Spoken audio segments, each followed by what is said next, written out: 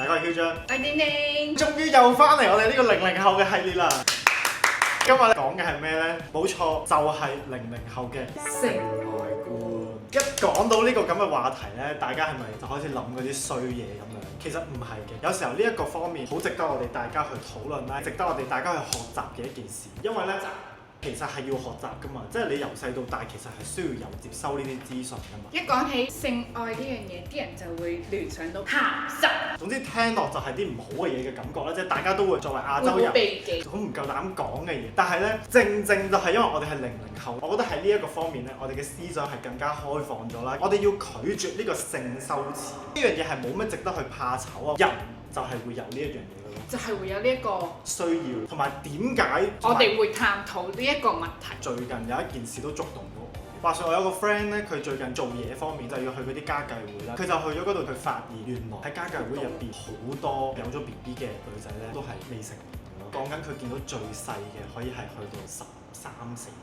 我哋作為00後，其實我哋算係又保守都 open 嘅。但係你明唔明？而家再細嗰啲13歲就可以去到咁樣嘅時候，我聽到呢個我就覺得哇！所以咧最近我就唔知點解係咁聽呢啲嘢翻嚟，就覺得話可以值得討論下。我哋由簡單啲嘅講起，你第一次初吻係幾多歲Form 4嘅時候，咁都算唔係好細個。因為我之前拍嗰啲小朋友拖係拖下手仔純汗嗰種啊。哇！小六，但係淨係得錫嘅啫，冇其他嘢。咁你第一次知道搏嘢呢一樣嘢係幾時發生嘅？呢個係好細個已經知喎，因為有禮堂嗰啲性教育教你套條蕉㗎嘛。嗰陣時應該我已經知道，唔係錫就有咗。大概係幾時？小六。我好似都係小4、5已經知道。係咯，你小學。你嗰時知咗之後，你有冇覺得話哇好震驚咁樣？冇啊，冇感覺。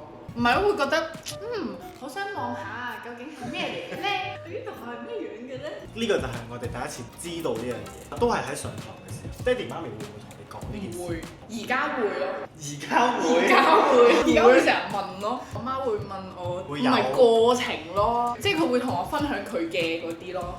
你知㗎啦，嗰陣時嘅時候，你會點樣㗎嘛？但係佢又點樣喎？咁咪唔滿意咯。哇，好 detail 喎！但係我唔會同佢分享。反而唔係你同佢分享，反而係佢同你分享先癲咯。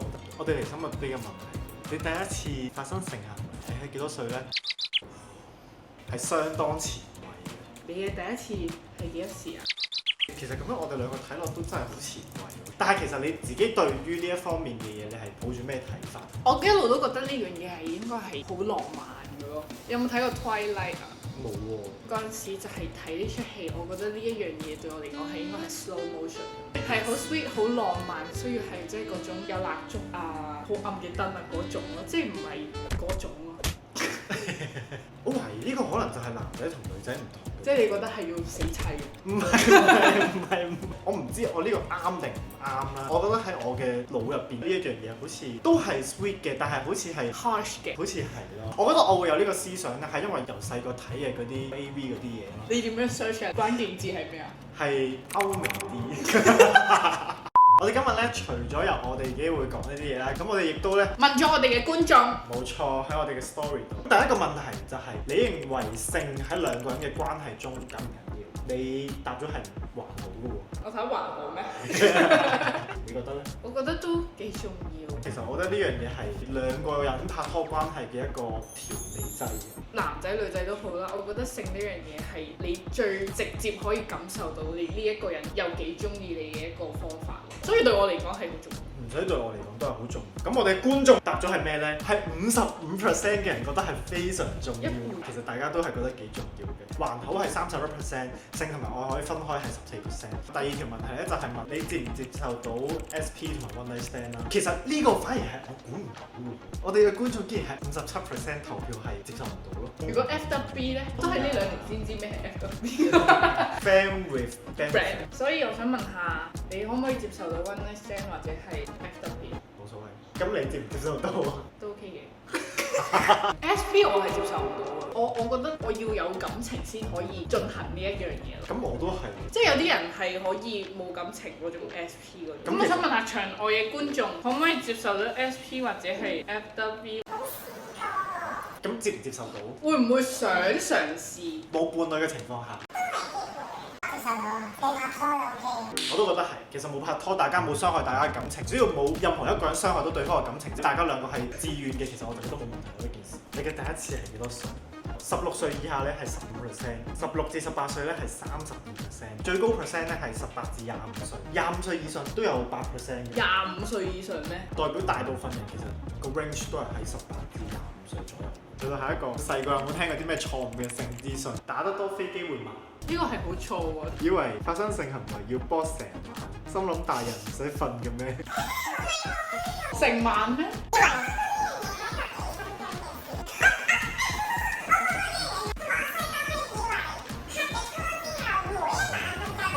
呢個係一個睡前儀式。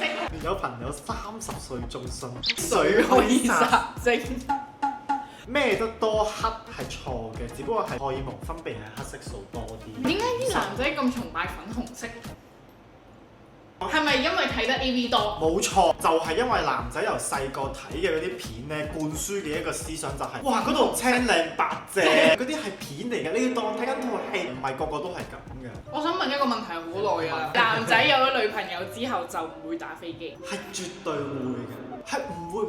點解唔會啊？點解咧？你唔係已經有個人喺度㗎啦咩？點解你要打飛機咧？即係你仲要望住其他人咩？呢個係你由細到大會進行嘅一個儀式，我只不過覺得係兩種唔同嘅感覺嚟嘅。我唔係唔得嘅，我 OK，但係我唔理解咯。我想講咧，細個咧，我記得我有個同學啦，跟住話咧，如果你呢度咧兩條都有痕嘅話，就代表你係 virgin；如果呢度兩條都冇咗嘅話，就代表你唔係 virgin。我嗰陣時係勁緊張，我心諗咩事？我有個 friend 就同我講，佢話同佢男朋友講佢係第一次，但係佢哋進行咗之後咧，冇見到有血，然之後就鬧佢。係啦，個男仔就質疑話佢話佢講大話，話佢係假嘅。但係其實咧，大家各位男仔或者係女仔都好，其實你要知道一樣嘢就係、無論你係咪第一次咧，都唔一定會有㗎。